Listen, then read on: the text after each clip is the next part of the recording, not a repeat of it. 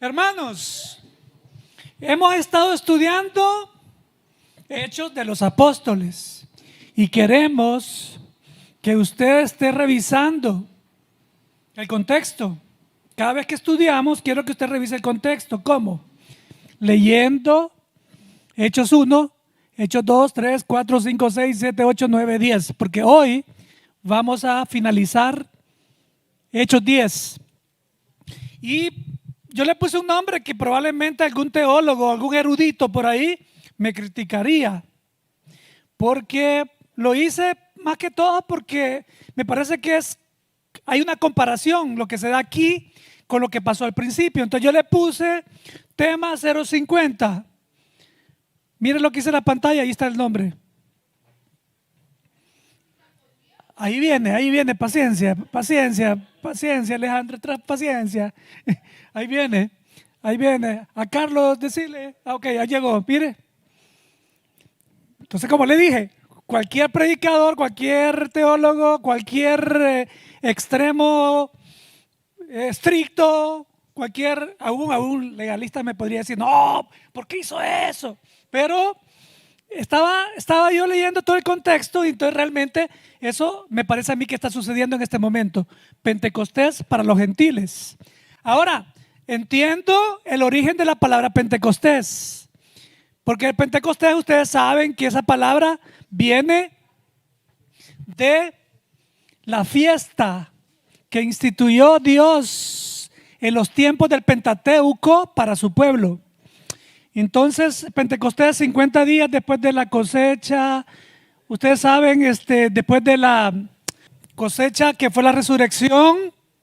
Acuérdense que una cosa es la cosecha del trigo, otra cosa es la cosecha de la cebada. La cosecha de la cebada se da primero que la cosecha del trigo. La del trigo viene más tarde. Y todo está completamente calculado por Dios Papá. Entonces, no les voy a hablar de fiestas, no les voy a hablar de eso porque ese es otro tema que más de algún día me acuerdo que hablamos sobre las fiestas. Cómo fue que Dios dictó, comenzando por la Pascua, ¿verdad? Los panes sin levadura. Ustedes conocen un poco sobre eso, los que han leído. Pero el punto aquí mío es porque Pentecostés, yo me estoy refiriendo a la venida del Espíritu Santo, la caída del Espíritu Santo sobre ciertos personajes, sobre ciertas personas, sobre ciertos grupos de personas. Quiero decirle que para mí también los samaritanos tuvieron también un Pentecostés también. Porque ustedes no sé si se acuerdan unos capítulos anteriores cuando el Espíritu Santo también cayó sobre los samaritanos. Entonces primero el Pentecostés principal, o sea, refiriéndonos a lo que Dios prometió y que se sincronizó con la fiesta del Pentecostés de los tiempos del Pentateuco, sucedió 3 veces. ¿Por qué? Yo les decía que Dios le dijo a Pedro que le daba las llaves. Y usted puede ver en esta lectura que realmente Pedro está usando las llaves. Pero Pedro solo usa la llave 3 veces. Primero, abriendo la puerta para que los judíos se edifique la iglesia en los judíos. Pedro siendo parte de la edificación de la iglesia en los tiempos de Jesucristo, cuando los hizo sus apóstoles, formándolos. ¿Cuánto tiempo lo formó? 3 años. Algunos dicen 3 años y medio.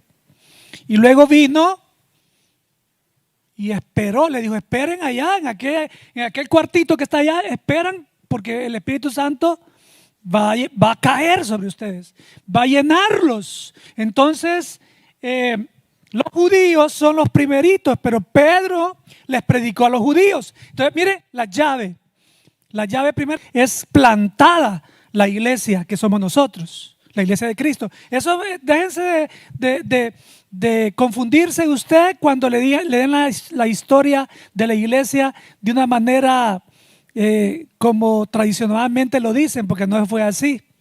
No fue así. La palabra dicta exactamente cómo fue la historia de la iglesia. Y el Pentecostés, ahí fue donde fue plantada. Y lo que siguió fue una persecución.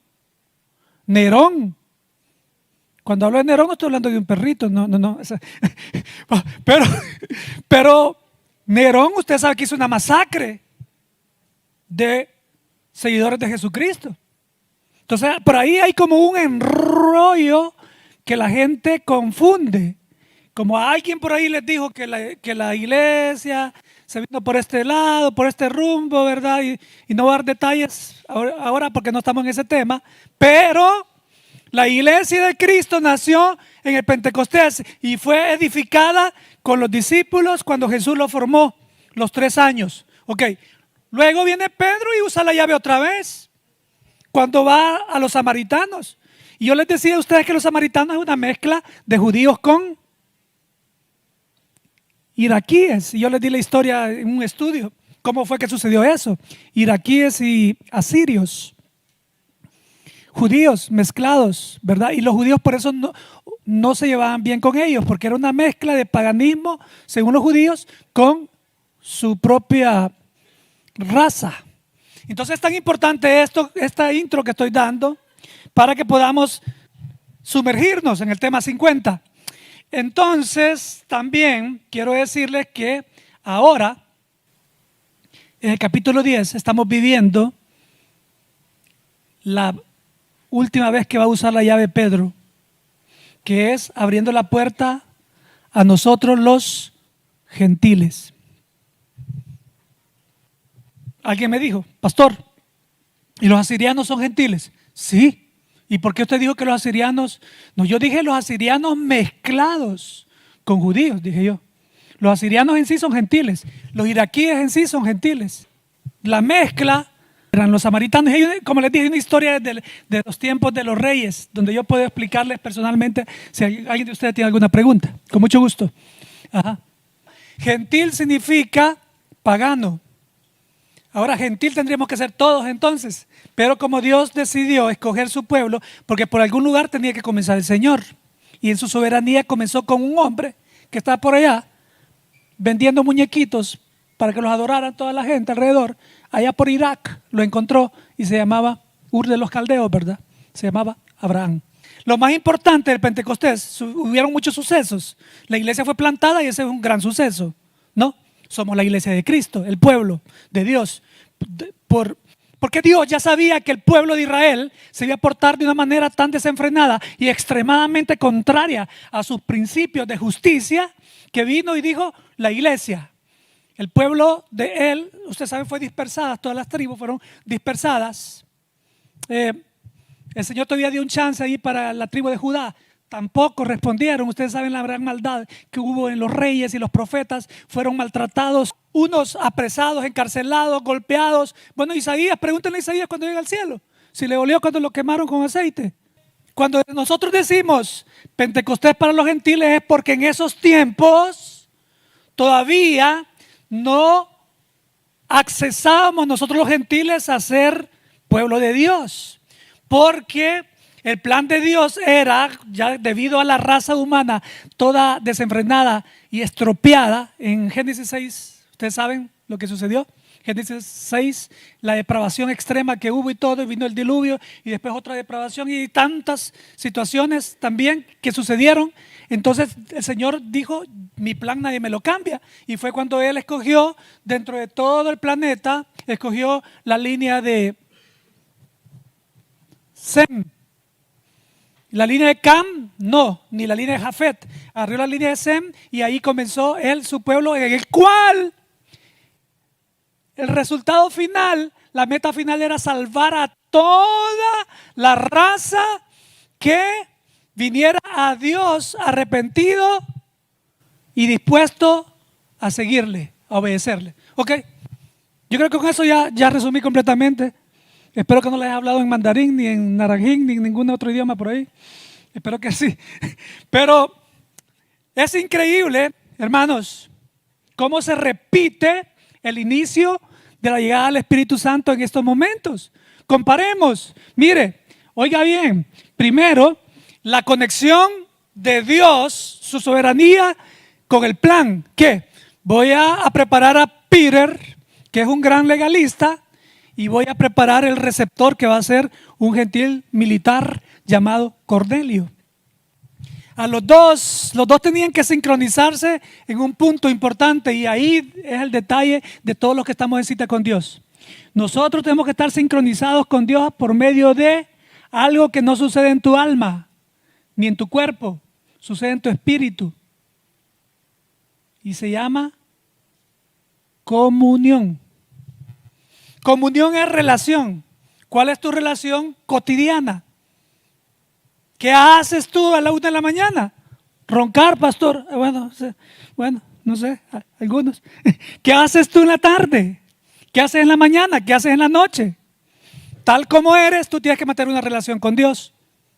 No simulación de perfección que no existe, sino que estar disponibles en las manos del Señor para que Él te vaya transformando.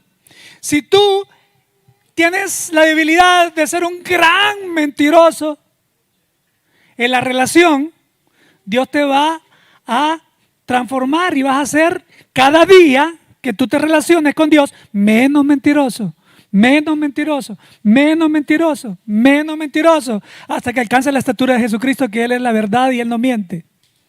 Amén. Entonces, es tan importante la palabra comunión, y vemos nosotros que Dios acaba de encontrar a alguien que está en comunión, que no es perfecto, que se llama Cornelio, y a otro que es el otro extremo, que es legalista, que se llama Pedro. Y a los dos los está comunicando para venir y realizar un Pentecostés con los gentiles y hacer la transición de la iglesia de mano de los judíos y los samaritanos que habían obedecido al Señor a la mano de los gentiles. Hoy en día nosotros podemos ver que la iglesia está formada principalmente por gentiles.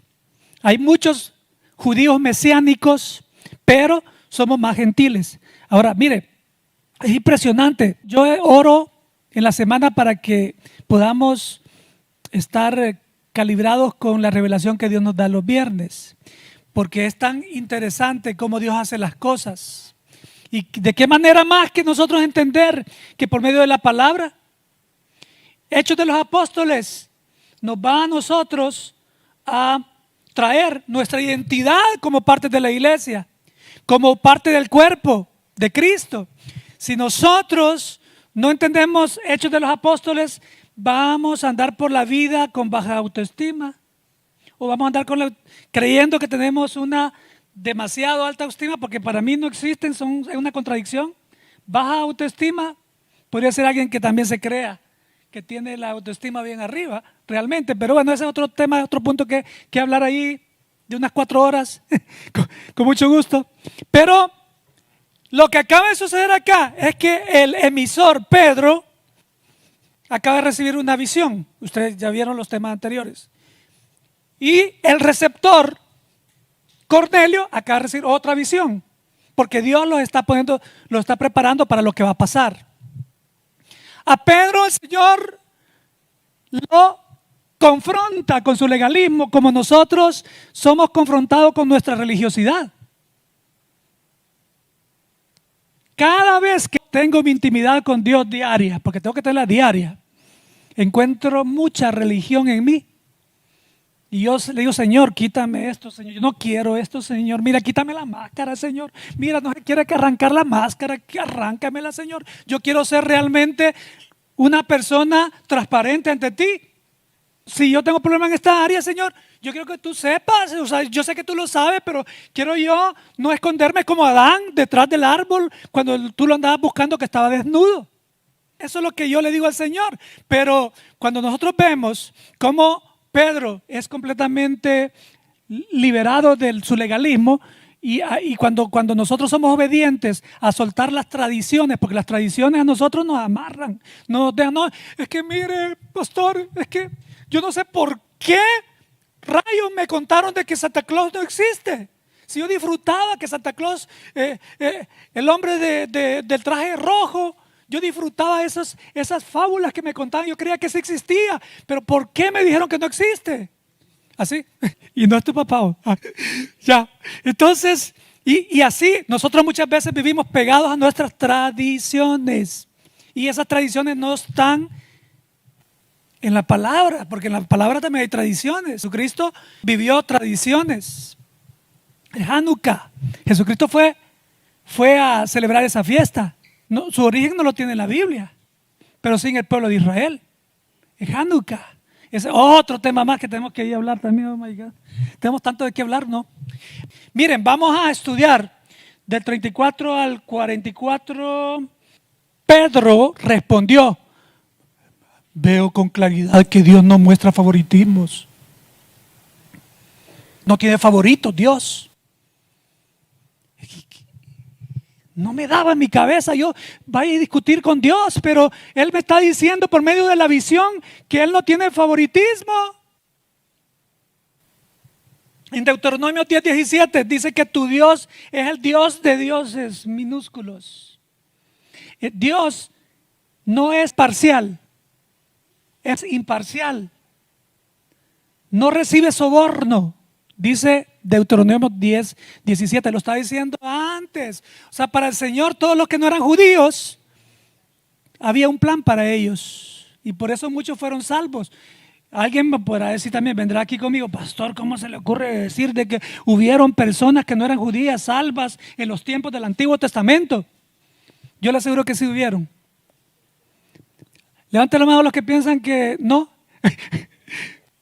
Mejor no la levante porque aquí va a comenzar el debate. Hubieron muchas personas no judías que fueron salvas en los tiempos de los Antiguos Testamentos. Solamente ubiquémonos en el contexto y van a ver que sí. Porque en esos tiempos era a través de fe, eran justificados por la fe, ¿se acuerdan? ¿Sí? Era algo intuitivo que también está en el espíritu de nosotros. Pero aparte de eso también el Señor sigue diciendo: no tengan favoritos entre ustedes. Segunda de Crónicas 19:7, cuidado, Dios es justo por naturaleza. Y eso Moisés se lo enseñó al pueblo. Sobre la justicia de Dios. Es uno de los atributos del Señor, ¿no? El Señor es justo. Por eso es que el Señor en la palabra de punta a punta, Génesis 1:1, en el principio creó Dios los cielos y la tierra, hasta Apocalipsis 22:21, y la gracia del Señor Jesucristo sea con todos ustedes. Amén. Ok, toda la Biblia habla de buscar justicia, vivir justicia. Pero alguien vendrá y me dirá: pastor, pero ¿cómo puede ser eso? La Biblia se contradice, porque ¿cómo está diciendo buscar justicia, vivamos justicia, si nosotros somos tan malos? Entonces es injusto que nosotros seamos salvos. Y vengo yo les digo: ¿se te ha olvidado el tema de la justificación? Que Jesucristo recibió el peso de la ley para que tú fueras justo. Y que tú eres justo solamente si te acercas y te niegas a ti mismo y tomas su cruz y le sigues. O sea, ahí venimos a descubrir que Dios es justo. El Espíritu Santo es justo. Jesucristo es justo. Todos los que están reunidos aquí son justos. Sí, ¿verdad? ¿Quiénes son justos con sus hijos? ¿Todos los hijos de ustedes son iguales o prefieren alguno? Cuidado. Cuidado. ¿Tienes 2 hijas? Las 2 hijas iguales. Yo tengo 2 hijas y tengo un hijo. Tengo que ser justo, hasta desde lo más chiquitito. En mis relaciones tengo que ser justo. Con mis alumnos, con la iglesia, entre los que tienen más, los que tienen menos, tengo que ser justo. Porque al Señor no puedo yo esconder mi intención. No, tampoco nosotros lo podemos hacer. ¿Tienes tú preferencia con los que se suben a tu Uber? No, es que esto mucho, huele mal, hombre. Mira, con solo que se suba al carro y que tú estés ahí y que tienes la presencia del Espíritu Santo, el Señor puede hacer algo sin necesidad que abras la boca, porque es espiritual. Cuando llevas la comida, los que trabajan llevando comida acá y allá, también. Miren, Pedro en Romanos 2:11 y en 1 Pedro 1:17 nos informa que un cristiano tiene que ser justo. Yo amo esa cita bíblica. Mas buscad primeramente el reino de los cielos y su y su, dímelo cantando, y su, ahí está.